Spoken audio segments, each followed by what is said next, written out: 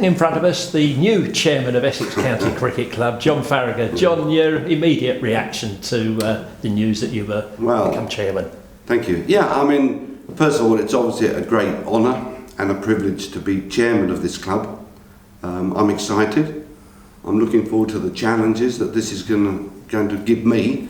But on top of that, I'm extremely confident that what we have in place now is a structure, both on the playing field and on the administration, that is ready and prepared to take us up. And we're really pushing hard now for the next level. Division 1, T20, 50 over game. We're looking to win those. So yeah, and there's a good feeling around the place, and I'm excited and looking forward to it. Yeah, indeed.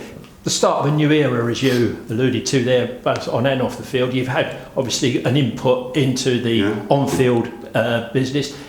Now your responsibility, so if it all goes the wrong way, it's your fault. If it's all good success, as I'm sure it will be, nobody will think to give you a mention, will they? But that's the part of the baggage that you get. That's one of the great things about doing this role. I mean, I'm not looking for thanks or whatever.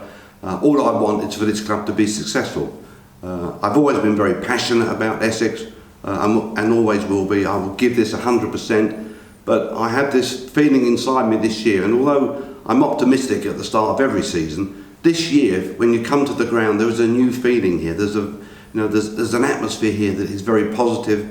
Everybody's feeling very proactive, and we couldn't wait for the season to start. And it started with a victory, 23 points. I mean, it doesn't get any better than that in the first game. So yeah, we're up and we're ready. And Chris Silverwood and his team have done a great job in preparing the side.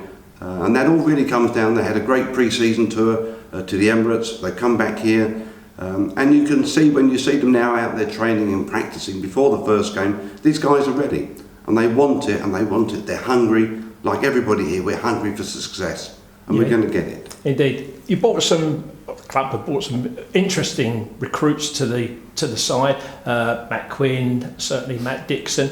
Also, a couple of exciting prospects for the 2020 as well.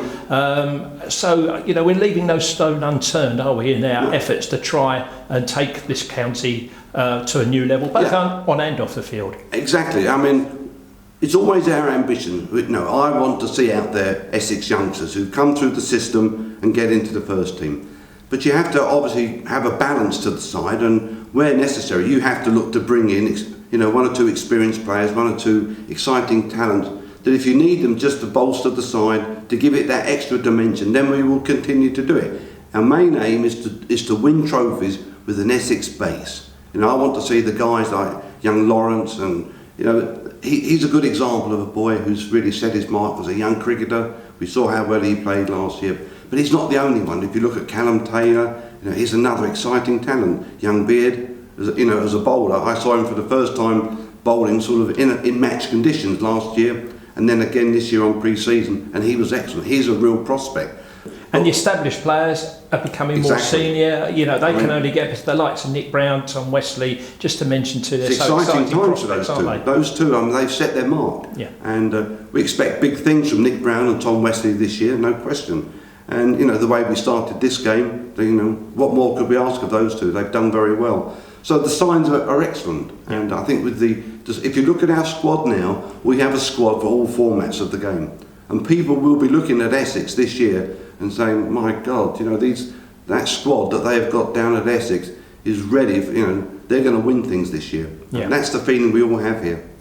And I guess one of the things that you're anxious to get across to the membership is that this is very much their club as well as yours. If we can get the success on the field, you want those members to feel a part of that they played their part. Just to get some sort of, should we say, uniformity buzzing throughout the club, the county again. Throw back perhaps to the Fletcher days and the Gooch days when everybody felt it was one club, the players were representing them. Perhaps that has disappeared a little bit, if I'm honest, over the past few years. You're right there, Paul, it may well have done. But I look at this now, this is Team Essex.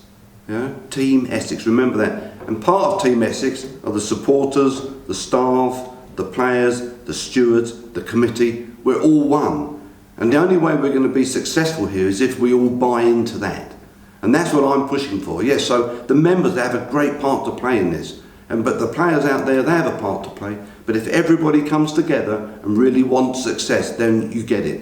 And what we won't have is fragmented divisions around the place. We will only be successful when we're one group. And that's what I'm pushing hard for. People know how I feel about this, and this is my aim, to make this one group. And if that powerful unit comes together, it will deliver results. There's no question about that. No, indeed. So we'll have this discussion at the end of the season when we've got at least one trophy in the cabinet. That's a great start. It's right, I think, at this point in time, just to give people a little bit of background about yourself, if they don't know.